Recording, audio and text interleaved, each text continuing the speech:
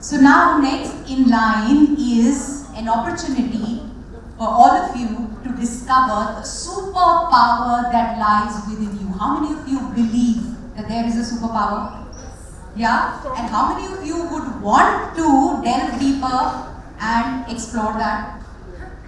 Then our next speaker is going to help you do just that. You all know who she is. My lovely co-host here, Anjali Gursahaney.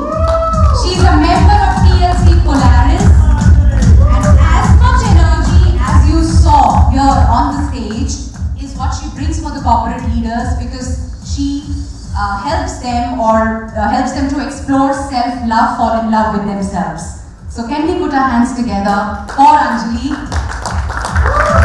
She's not gonna come up, you know, you've experienced, unless you build up the energy. Higher, higher, higher, come on! Everybody!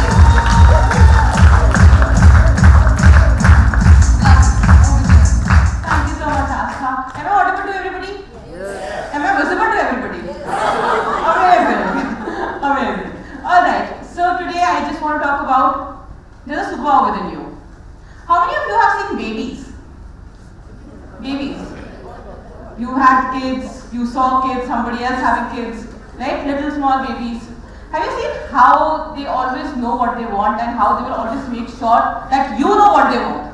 By crying or laughing. Two emotions, that's it. If they're crying, the entire neighborhood would know that there's something wrong and you need to fix it.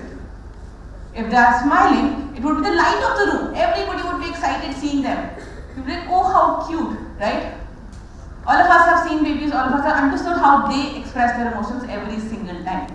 However, when we grow up, when we become adults, we stop expressing. We stop talking. We stop asking for help when we need it. A baby is either hungry or has to go to the loo, has one emotion, cannot speak, and still can tell you what they are feeling. Similarly, do you have pets? Pets can also do that, right? With their small actions, you know when they want to go out, when they want to have food. Even if they are ill, you know it. Be it your connection, be it anything. How many of you still can talk to your family about anything that is going in your life? I see few hands. A lot of us keep things within us, right? A lot of us feel that we are not allowed to share our emotions, we are not allowed to feel what we are feeling because we are running this corporate race. We're trying to be something that we do not know who. We're trying to be someone else all time, at every step. We're trying to prove ourselves to who? You get a Mercedes. Your neighbors would clap for you, say, oh my God, amazing. Some of them might just get jealous and tell you, oh wow, he got a Mercedes, okay. You might be happy, you might be enjoying the Mercedes, but if you're doing it for others, does the Mercedes actually have that value? Do you actually feel satisfied just by sitting in that Mercedes or driving it? When you're buying it because somebody else told you to, because you were proving it to somebody else. Understand that when we are growing up, there are different incidents that happen with us. There are many things that we go through as we are kids. What our parents tell us, what our teachers tell us. I'll tell you a small incident from my life. I was in 7th grade. Once my class teacher came to me and said, Anjali, just fill this form up. I said, okay. It had basic questions. Is it okay for me to make friends? How much do I like school learning?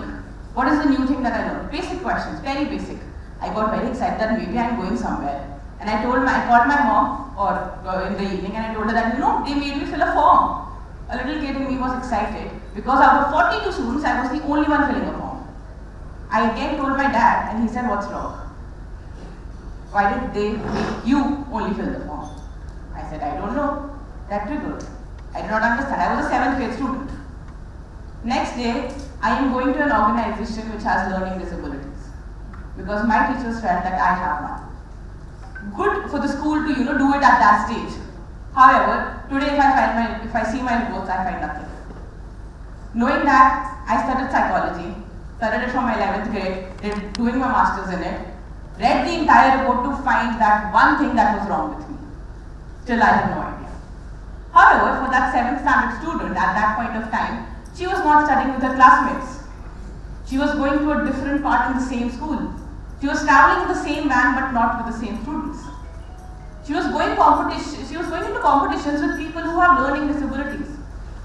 We tell, we always say that you should know what is happening, you should always be clear, you should have counselors, they should tell you what is wrong with you. What if what if they are not good at their job? What if they spoil you like somebody did to me? What if they tell you that something is wrong with you, you do not know what is wrong with you, but that crushes your self-confidence while you're growing up.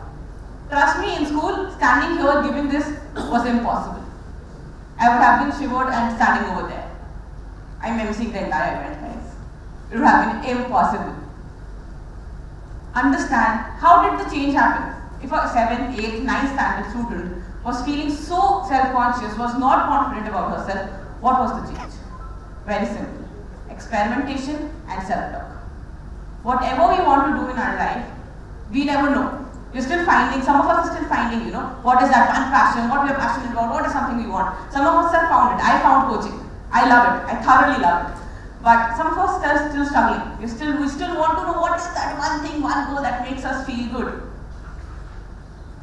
But for that, we need experiments. We need to understand where we are wrong. Where we need to experiment and learn new things. Fail 100 times. And trust me, I have failed a lot of times. And I take pride in it. I take a lot of pride in it.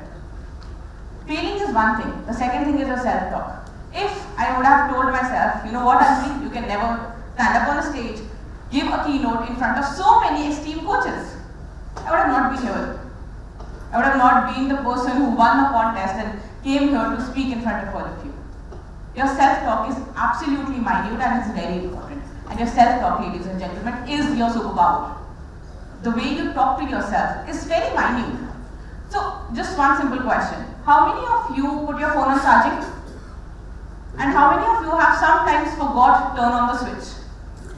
And how many of you at that certain point have told yourself, oh, how stupid am I? How dumb am I? What the hell did I do? I have an entire day of work and I forgot to put my phone on charging. Understand, in that minute millisecond, you were criticizing yourself. And you have been doing it for the longest time for very small, minute things in your life. How many of you have left your car keys inside the car? I have done it multiple times in my college. What did you say? I am so stupid. Again, negative self-talk. How many of you have sent an email without attaching the attachment? And said the same thing. Oh, wow, how stupid am I? How the hell did I do that? Right? Understand how small these things are. You can again send the email. It's okay. Everybody understands. Everybody in this room has done that. So obviously the person you're sending it has also done that once in their life. If you forgot your keys, you just need a scale. If you have forgotten your charger, or if you have not charged your phone, you can do it in the metro, in your car, or with power banks. It's available everywhere. But you still consider that 1 second to tell yourself, oh God, what a shitty job. How dumb am I? Whatever you talk, however you talk to yourself is absolutely essential. Today, many of you want to reach to a certain milestone, and most of us are scared. We feel like, okay, this is where I want to be. Some of us would want to go give a TED talk, but we are scared. What will happen if we go there? What will happen if I am doing this? What will happen? What will people say if I actually own a Mercedes? We are scared to do things only because we do not know what will happen once we achieve them. Dream wild. Dream wild. Not just Mercedes. Think of buying an airplane. Ambani might think to buy an airplane. We might think to just buy a mansion. Imagine how big you can dream and how much you can achieve it just by believing in yourself. The work has to be done. There is no shortcut. The work still has to be done. You will still have to put in the right hard work. But it is absolutely important for you to realize that, whatever you're doing it with believing in yourself, by talking to yourself nicely. So ladies and gentlemen, can I request you to repeat what I am saying with me? I love myself. I am doing what I love. I appreciate myself. I appreciate the kid that hides inside me. I love that kid. And I am going to be successful in no matter what I do, how I do it. That is your superpower, ladies and gentlemen.